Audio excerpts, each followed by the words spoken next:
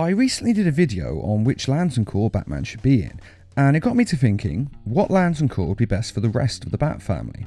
Now, the Batfamily has grown very large of late, and so I'm only going to do the core Batfamily, meaning Alfred Pennyworth, Dick Grayson, Jason Todd, Tim Drake, Damian Wayne, and Barbara Gordon. I'm also not going to be doing Batman because, as I've said, I've already made a video on what Lantern Corps he belongs in, a link to which is in this video's description. First, let me state what the Lantern Corps are.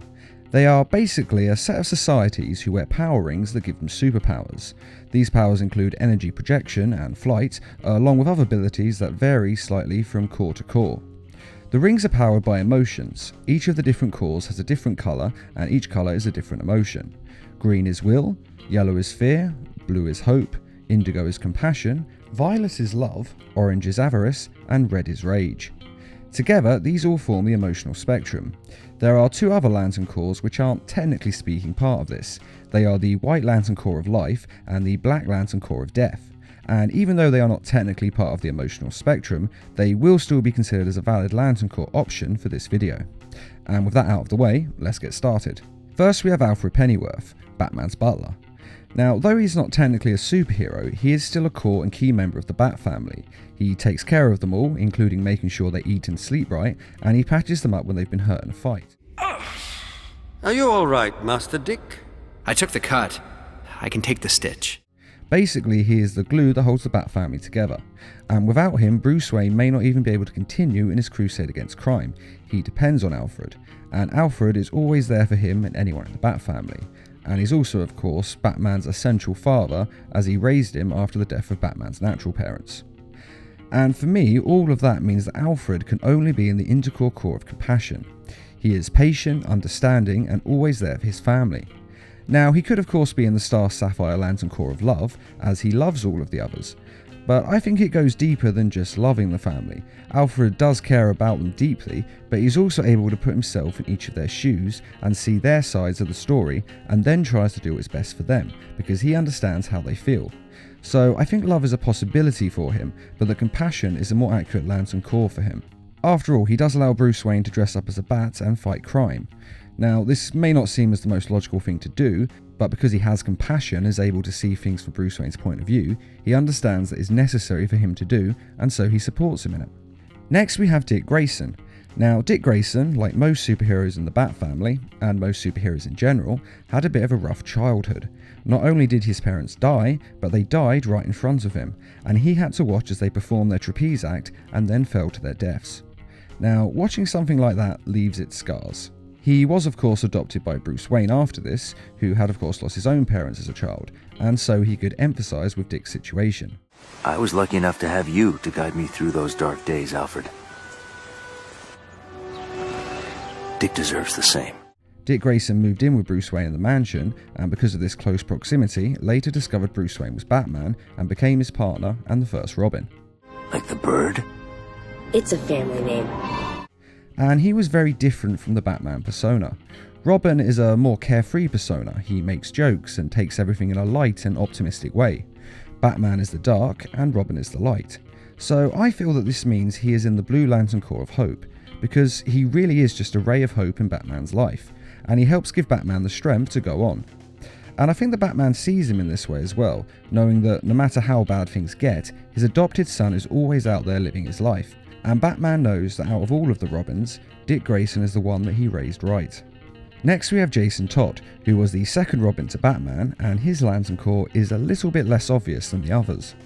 Now, when his character was first created, he was literally a carbon copy of Dick Grayson, right down to having his own trapeze family die in front of him. But the fans hated this because it's very tacky and cheap, and so his origin was retconned, becoming the version that we know and love, with Jason Todd living on the streets as a child, and one night Batman coming across him trying to remove the tyres from the Batmobile. Unreal.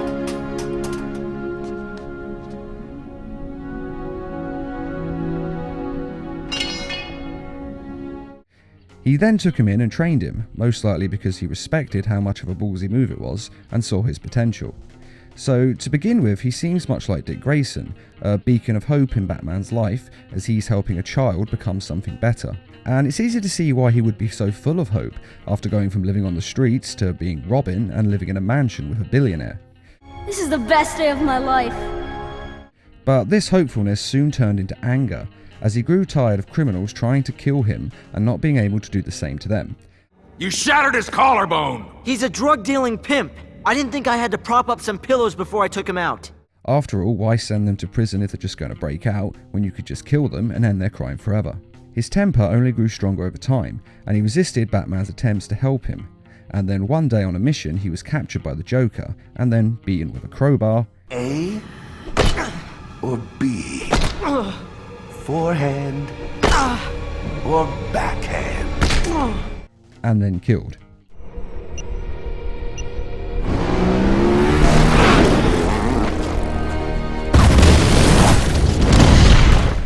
Then, after a dip in the Lazarus pit, he came back to life, but he came back angry.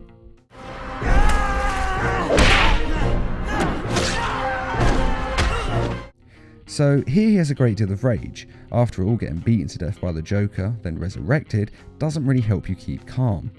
But because of his resurrection, I think that instead of the Red Lanterns of Rage, he should be in the Black Lantern Corps of Death. The Black Lantern Corps, of course, resurrects the dead, so that would suit him for obvious reasons, though both the Black and Red Lanterns don't mind killing, so it is still a valid option for him.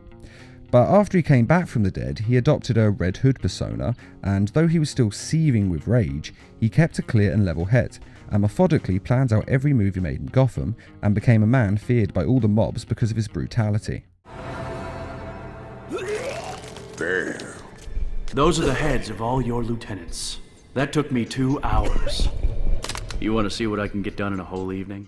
So I think the best way to place him into a Lantern Corps is to do it in 4 stages.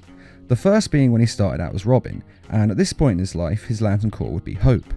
The second stage would be as he grew up as Robin and became enraged by all the criminals trying to kill him, and all they could do was put them in prison or Arkham, and they'd just break out the week after. And at this point, he would undoubtedly be in the Crimson Lantern Corps of Rage. Then at his death, a Black Lantern Corps would make sense as they resurrect the dead. But when he comes back to life and turns into the Red Hood, he could go with either a red ring of rage or a yellow ring of fear. Personally, I think the Red Lantern Corps would be better than yellow, in part because the colour scheme of his outfit lends itself to red. He is the Red Hood after all. And also because he is boiling with rage. However, as Batman says to him, "You're ruling through intimidation and murder. You're just another criminal." So yellow could also make a great deal of sense for him at this point in his life. However, I think that really his rage is more at the core of his personality, so when he is the Red Hood, I think he should be in the Red Lantern Corps of Rage. Next we have Tim Drake. Now Tim Drake is hard to classify as a Lantern, as he is at his heart a detective and thinks out things very methodically and logically, rarely showing much emotion.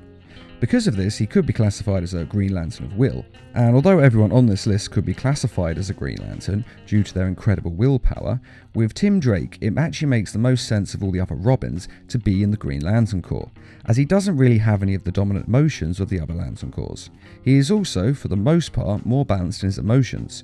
But with that being said, I think he may actually be better suited to the Violet Lantern Corps of Love. And I know it may sound a bit weird to put a member of the Batfamily in the love category, and a bit of a contradiction to what I've just said, but Tim Drake is a passionate and caring person. Though he hides most of his emotions and keeps a well-balanced mask to the world, he does still have strong feelings of love towards his family and others.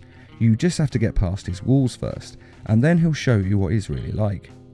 The whole reason he even became Robin in the first place was because he saw how dark and dangerous Batman was becoming without a partner, and that he needed a Robin to help him be a better man. So first of all, he talked to Dick Grayson, who at this point was of course Nightwing, and he tried to convince him to stop being Nightwing and go back to being Batman's Robin. But when he refused, he decided to just become Robin himself.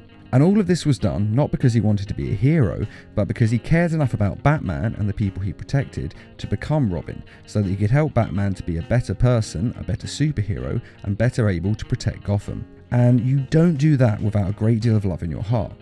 But as I say, it could easily be a Green Lantern Corps instead. Damian Wayne.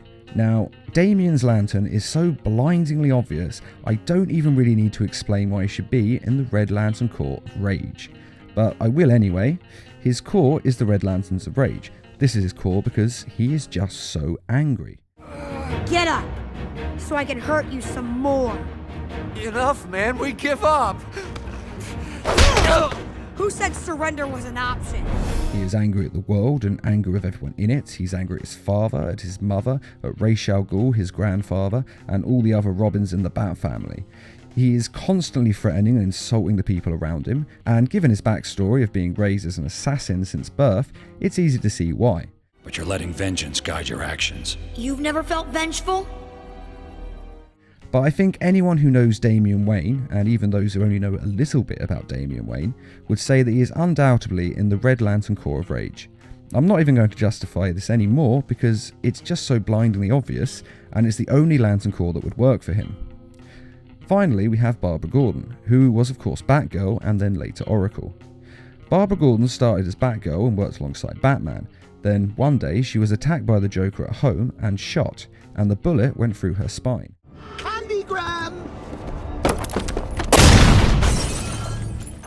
Now, Joker didn't actually know that she was Batgirl at this point. He just attacked her because she is the daughter of Police Commissioner Jim Gordon, and he wanted to hurt Jim Gordon through her. But the bullet wound he inflicted on her still crippled her for life. And on a personal note, I actually used to be in a wheelchair, and it was only through intense hydrotherapy and physiotherapy over the course of 2 years that I was able to walk again. And if someone had actually put me there, I can say without a shadow of a doubt that I would have killed them. And my condition was only temporary, whereas Barbara Gordon's was permanent. But Barbara Gordon doesn't get consumed with the grief and go after vengeance. Yes, she helps the Batfamily when they need her, and sometimes they are fighting the Joker, but she isn't on a vendetta to get him specifically. She actually has accepted what has happened to her and got on with her life as normal. Now, you could classify this as hope being her dominant emotion, but I think her true Lantern Corps has to be will. Now, as I've said, it is true that anyone on this list could be in the Green Lantern Corps of Will. But in the case of Barbara Gordon, her willpower seems to be the most dominant part of her, and she possibly has the most willpower of the Batfamily. This is shown through her life, because she has worked hard to accept that she's in a wheelchair, and she has made changes to her life because of this, and was strong enough to see them through and remain optimistic through it all. She decided to be a superhero again, fighting from behind the scenes as Oracle, and was able to let go of her anger towards Joker, something which just seems incredible given the circumstances. She still hates him, of course. It's impossible not to hate someone who does that to you, but this hatred hasn't consumed her like it did with Jason Todd. And all of these things take an enormous amount of willpower, so I think she should be in the Green Lantern Corps. Now, I do have to say that in the New 52 movies and comics, she is not actually in a wheelchair at this point as Oracle, but is still Batgirl. And I also assume she will be in the upcoming Joss Whedon film adaptation as Batgirl as well. And even when she was Batgirl, I'd still probably say that above all of it, her willpower stands out the most. She decides to be a superhero with no real reason to do it other than she wants to. She wants to help people and she's strong enough to do this regardless of what stands in her way. In certain versions, Batman actively tried to stop her from being a superhero, but regardless of what he did or didn't do to help her, she still continued to see it through. Because it doesn't matter what obstacles come her way, she always remains true to the course. Even in Batman the Killing Joke, she has the willpower to give up the superhero lifestyle, not because of any other real reason, then again, she feels it's the best choice for her. And giving up the superhero lifestyle is a thing which many superheroes have tried, but they don't have the willpower to do. Now, yes, she does go back to helping fight crime as Oracle, but I think she only did this because when she was shot through the spine, a lot of life options were taken away from her. After all, being in a wheelchair does limit you in great ways. You can still lead a full life, but obviously it takes certain things away from you. And going back to being a superhero gave her life meaning again. But if it wasn't for her being crippled, I honestly think she could have left the superhero life behind her, all because of her willpower. She is strong enough to see it through. And for all of that, I say without any doubts in my mind, she should be in the Green Lantern Corps. And that is the Lantern Corps that the Batfamily should be in. Though this is all of course only my own personal opinion, and some of you may think I'm wrong because you have a different opinion. So please let us know in the comments if you agree or disagree with my choices of Lantern Corps for the Batfamily, and of course what Lantern Corps that you do think the Batfamily members should all be in. And I'd just like to say a quick thank you to those of you who made this video possible by donating to Needlemouse Productions page on Patreon. Patreon is a crowdfunding site that is helping us to bring you more videos each week and to raise funds for adapting comic book stories into short animated films. And if you're interested in funding us or just want to see what it is, there is a link in this video's description. And as always, thanks for watching and feel free to subscribe, share, like and comment.